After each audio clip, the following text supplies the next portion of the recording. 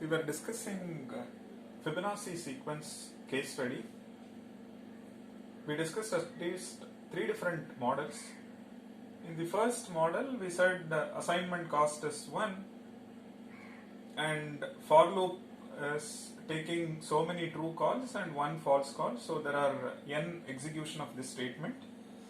These statements will be executed whenever for loop is true, which is why we get this. We also looked at the next model wherein we said this statement can be seen as assignment as well as an arithmetic. So there are 2 operations involved. So we can take 2 into n minus 1. In the third model, which was detailed, we said if you look at this for loop, there are 3 sub instructions. One is increment, assignment, followed by comparison. And we saw that there are so many increments and so on, but there is a small correction. Number of increments is only n minus 1. First time increment will not happen, and it is only assignment and comparison. So overall it is n minus 1 increments, n assignments and n comparisons. Rest is same. So the modified one I have given here. So 1 for this, 1 for this, n minus 1 increments and n assignments and n comparisons. The rest all the same. So we get 1 less than this, which is 8n minus 4. There is a small correction to what we have discussed in the previous lecture. We said there are n increments, but number of increments is only n minus 1. The rest is same. Now what we will do, we will look at case studies where nested loops are there, and then we look at case studies where recursive calls are involved. Let us see how to analyze them. So we were discussing recursive factorial.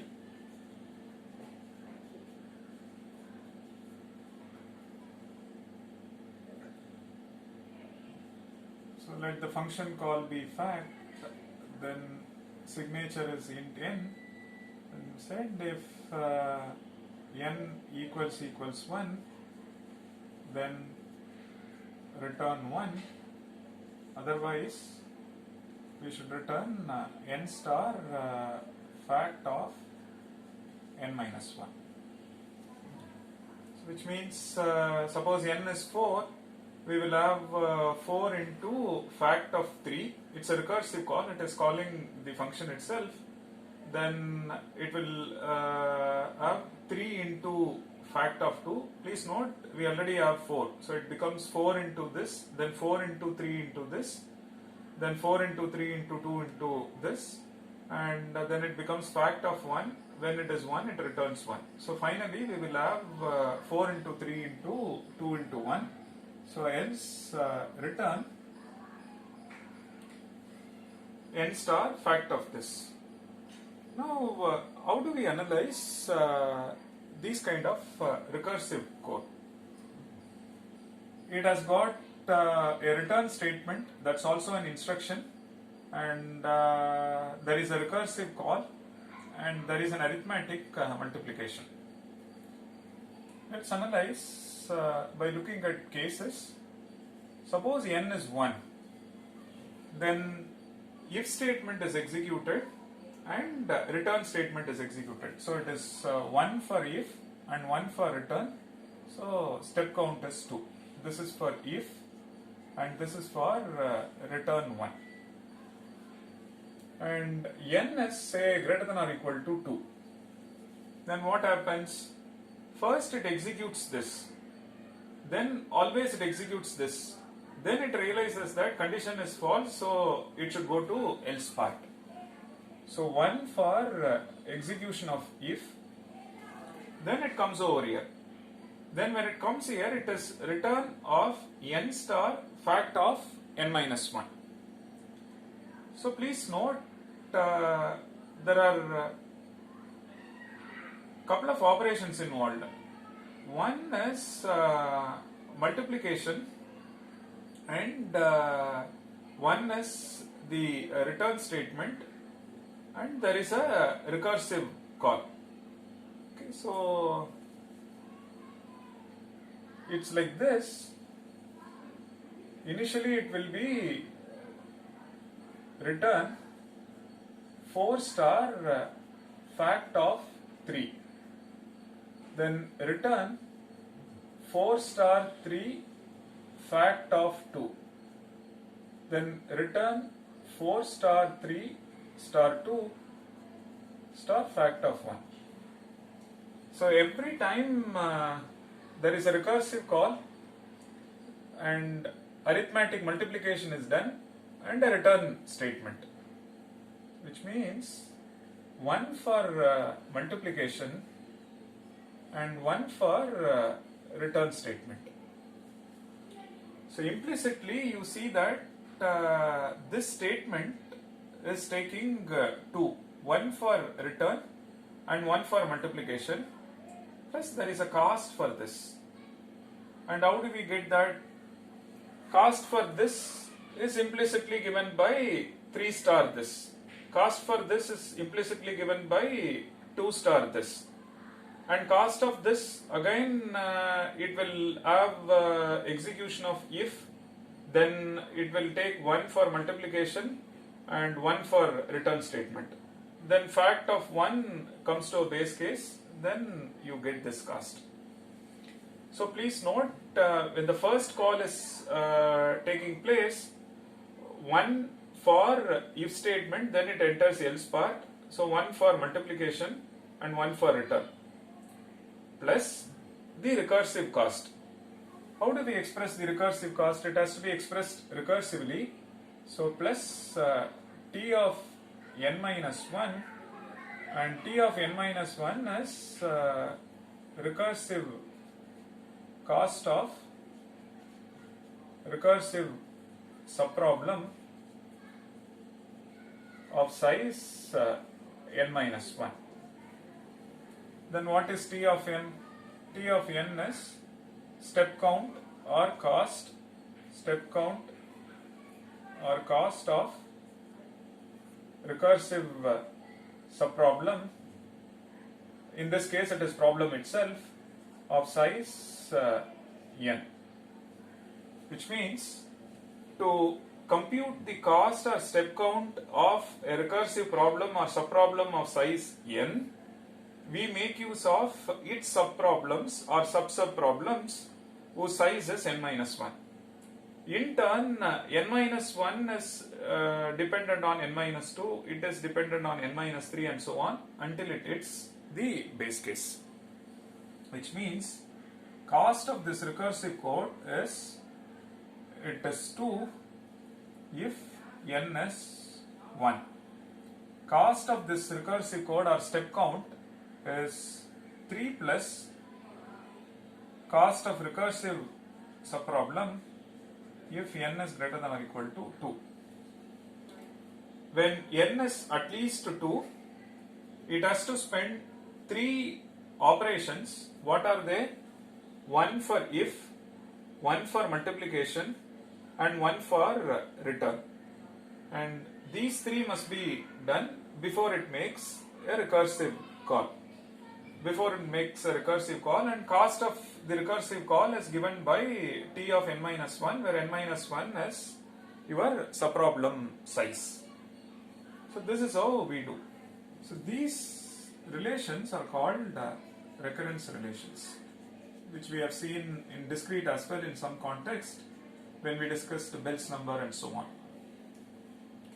So the cost of or step count of problem size n is expressed using its subproblems. In this case it is n minus 1. So please note, when n is at least 2, first control executes if, then it realizes that it is false, then it comes over here. When it comes over here, it is facing or it is doing 2 fundamental operations. One is arithmetic multiplication and a return call. Associated with that, it is performing a recursive call on problem size n minus 1, whose cost should be expressed as a function of n itself, which is why we brought in recurrence relation, and we will discuss as part of this course how to solve recurrence relations of this type to get the final solution. Okay.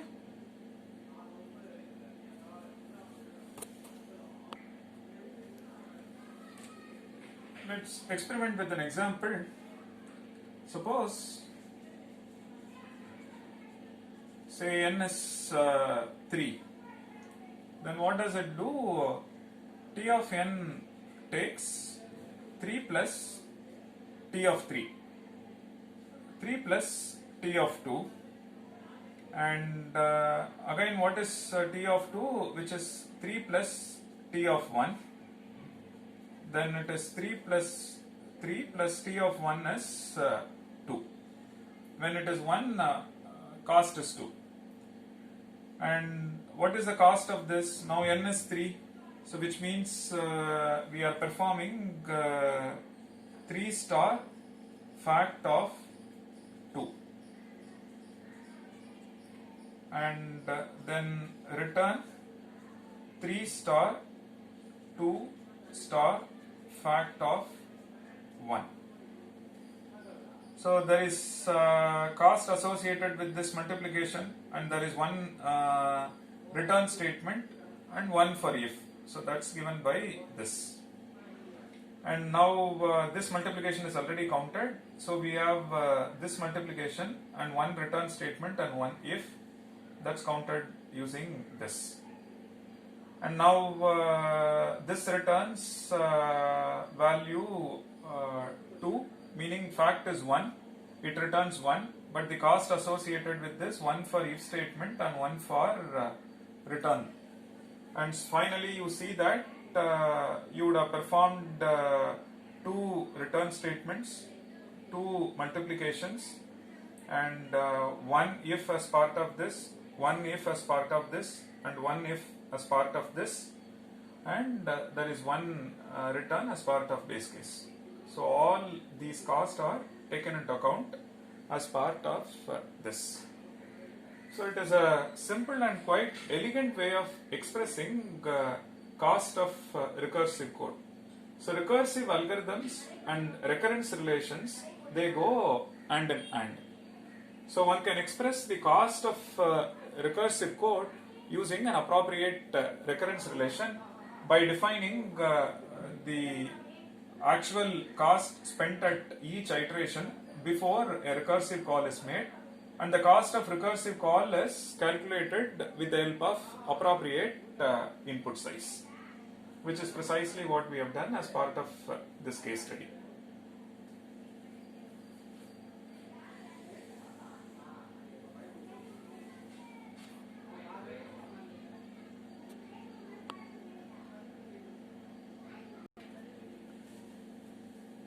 Next we shall look at recursive Fibonacci.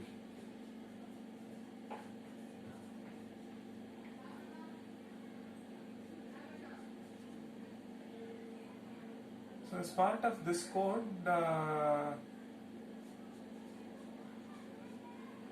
if n is say 0 or n is 1, we said return 1. Otherwise, we said return fib of n minus 1 plus fib of n minus 2. So we have seen that if it is say fib of 4, fib of 4 depends on fib of 3 and fib of 2. Fib of 3 in turn depends on fib of 2 and fib of 1. This one depends on fib of 1 and fib of 0. No further recursive call, and recursion bottoms out here. When it reaches the base case 0 or 1, you plug in these values and then arithmetic is done. So you get 1 for this, 1 for this, we add, so we get 2 for this, and so on. Now, which means as part of base case, what is the cost? Very similar to factorial, we will analyze. So n is 0 or 1. Then what is the cost? Cost is cost for if statement. So there is a cost for if, and it is also checking this if n equals 0, n equals 1, but this is our comparison. This is our comparison. It is checking whether it is equal to 0 or it is 1. Correct? So there is one relational operator, also a logical operator. One can also say 1 plus 1 or it is just 1. We can fix a model. So we can say 1 for equals 0 or 1 checking, and 1 for or. That also we can do. Or we simply say 1 for if statement and 1 for return statement. Okay. Then, very similar to factorial, we see that before we make a recursive call, and the fundamental operations are there is one arithmetic here, there is one return statement, and every time it checks this, and then it performs these two fundamental, then followed by the cost of recursive subproblem. Correct? So which means when n is greater than or equal to 2, and there is a cost for if, then there is a cost for addition, and there is a cost for return, plus the recursive cost. What is that? That is t of n minus 1 for recursive subproblem of size n minus 1. Then t of n minus 2 for recursive subproblem of size n minus 2. So overall we incur 3 plus t of n minus 1 plus t of n minus 2, which means the cost of this recursive code is 2 if n equals 0 or 1, and cost of this recursive code is 3 plus t of n minus 1 plus t of n minus 2 if n is greater than or equal to 2. So please note, when n is greater than or equal to 2, what all happening? We are initially checking this, and then we get into the recursive part of the code, wherein implicitly we incur a cost for addition and one for return, then the cost given by appropriate recursive subproblems. So we get to see that it is 3 plus t of n minus 1 plus t of n minus 2, and very similar to factorial code, we have a recurrence relation. We shall see in the later part of the course how to solve recurrence relations of this type. The solution to this is precisely the cost of this recursive code or step count of this recursive code. So which means there is a cost involved at this place, and the cost for making a recursive call, cost for addition, similarly cost for making a recursive call, cost for addition. So all that is captured via this recurrence relation.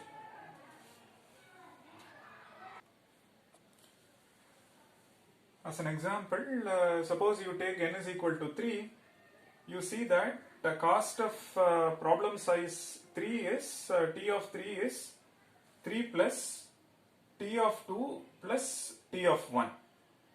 And this is again a recursive call, this is also a recursive call.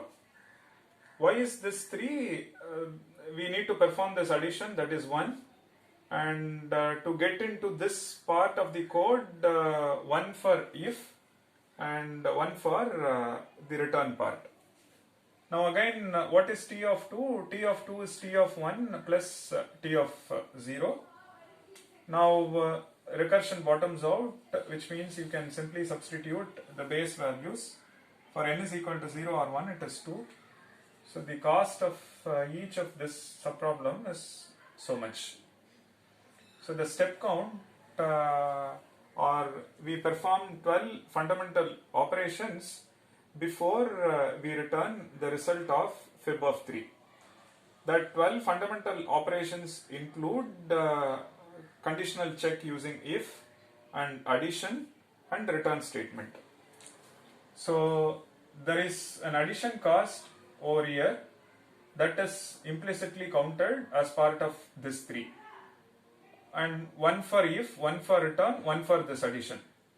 Similarly, we will add this with this, and the cost of this is implicitly taken care by this statement.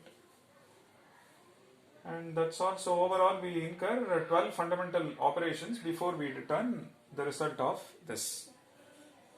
It's a quite powerful tool, meaning modeling recursive code, meaning the cost of recursive code using recurrence relation is a classical mathematical model, meaning you come up with recurrence relations to precisely express the cost involved, and subsequently we use well-known techniques to solve these recurrence relations.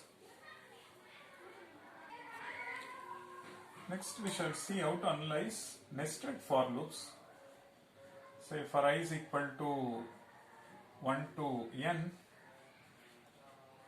say for j is equal to 1 to n. The simplest code that one can think of.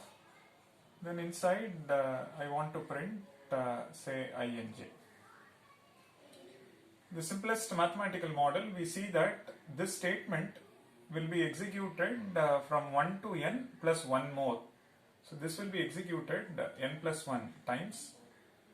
This will be executed whenever I is true, and so this will be executed whenever I is true. So which means when I is 1, this will be executed, and when I is 2, this will be executed, and so on up to when I is n, this will be executed. So, and how many times this will be executed when I is 1? When I is 1, this will be executed 1 to n plus 1, so n plus 1. Plus when I is 2, this will be executed 1 to n plus 1, so n plus 1. So this is for I is equal to 1, this is for I is equal to 2, and again when I is 3, this will be executed n true